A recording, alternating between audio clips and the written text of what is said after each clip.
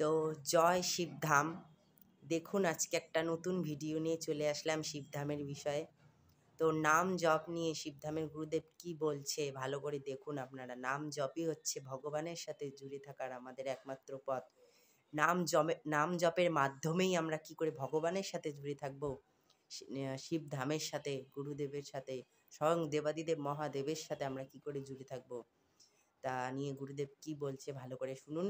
ভিডিওটি না দেখলে আপনারা কিচ্ছু বুঝতে পারবেন না। তো দেখতে থাকুন।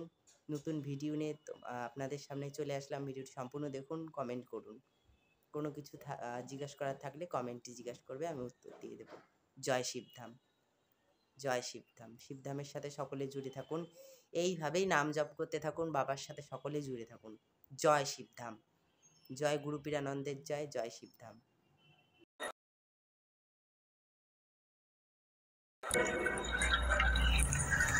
ধ্যান জপ হচ্ছে ভগবান পরমেশ্বর পরমাত্মা সাথে আমরা কিভাবে নিজেদেরকে যুক্ত করতে পারব। আমি সবসময় বললাম যে পরমাত্মাকে জানতে গেলে আগে আত্মাকে জানতে হবে।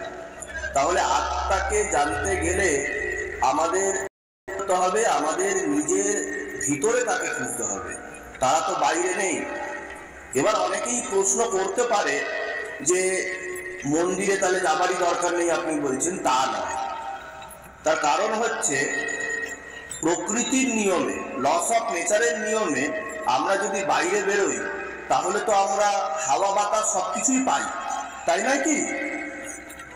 কিন্তু তাহলেও বাড়িতে কেন এসি লাগিয়ে হাওয়া খায় আর ফ্যান চালিয়ে হাওয়া খায়, তাই তো? তাহলে আমাদের মন্দিরে যাবার দরকার তো অবশ্যই আছে। ভগবান সর্বত্র আছে, কিন্তু তার মানে এই নয় যে তার অস্তিত্বকে আমরা অস্বীকার করব। ধ্যান জপ করা হচ্ছে একটি প্রসেস, একটি প্রক্রিয়া, একটি প্রিপারেশন অফ মাইন্ড। সেটা হচ্ছে আমরা কিভাবে ভগবানের সাথে যুক্ত হব। এর জন্য আমাদেরকে আত্ম উপলব্ধি বোধ আসার দরকার, যে আমি কে, আমি কেন এই পৃথিবীতে এসেছি, কি জন্য পৃথিবীতে এসেছি। এর আগের ভিডিওতেও আমি কিছুটা ব্যক্ত করেছি, যেটাকে বলা হয় সেলফ রিয়েলাইজেশন, মানে রিয়েল আই, সত্যিকারের যে আমি, সেই আমাকে বোঝার চেষ্টা করা। আজকে যদি আমি আমাকেই না বুঝতে পারি তাহলে পরমাত্মাকে কি করে বুঝব। জপ ধ্যানের বিষয়ে বলতে গেলে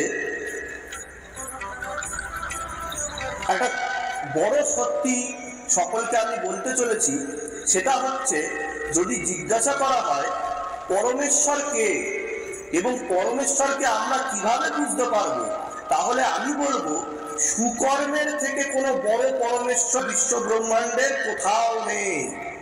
অর্থাৎ সুকর্ম, সব কিছুই নির্ভর করছে কর্মের উপর। কর্ম কোথা থেকে আসছে?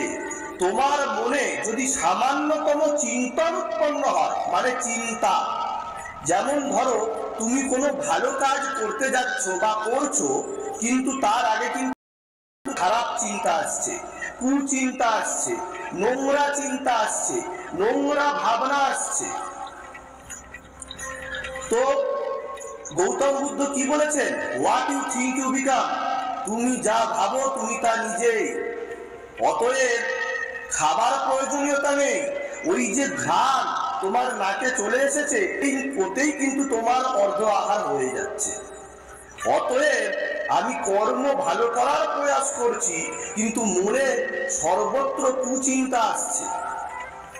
আমরা ইন্দ্রিয় আসক্ত হয়ে পড়েছি, ইন্দ্রিয় সংযম আমরা হতে পারছি না। তাহলে কি আমাদের ধ্যান জপ হবে? হবে কি? ধ্যান জপ কিন্তু আমাদের হবে না। অতএব আমাদের প্র্যাকটিস করতে হবে, আমাদেরকে চেষ্টা করতে হবে ভালো চিন্তা করার জন্য। এই যে মাইন্ড, এই যে মন, একে বলা হয় মাঙ্কি মাইন্ড। তার কারণ এ সর্বত্র আমাদের পঞ্চ ইন্দ্রিয়র মাধ্যমে ছুটে ছুটে বিভিন্ন খারাপ দিকে চলে যায় এবং আমরা ইন্দ্রিয় আসক্ত হয়ে পড়ি, ভগবানের কথা ভুলে যাই এবং আমরা এই যে কাম, ক্রোধ, লোভ, মোহ, অহংকার, যে 5টা ইন্দ্রিয়ের সাথে যে নরকের 5 দরজা যুক্ত রয়েছে তার মধ্যে আমরা হারিয়ে যাই।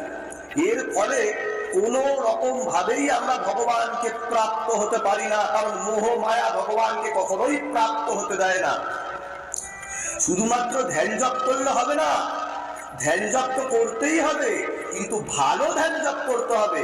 ভালো ধ্যান জপ করতে গেলে আমাদেরকে সুচিন্তন করতে হবে, ভালো জিনিস দেখতে হবে, ভালো জিনিস শুনতে হবে।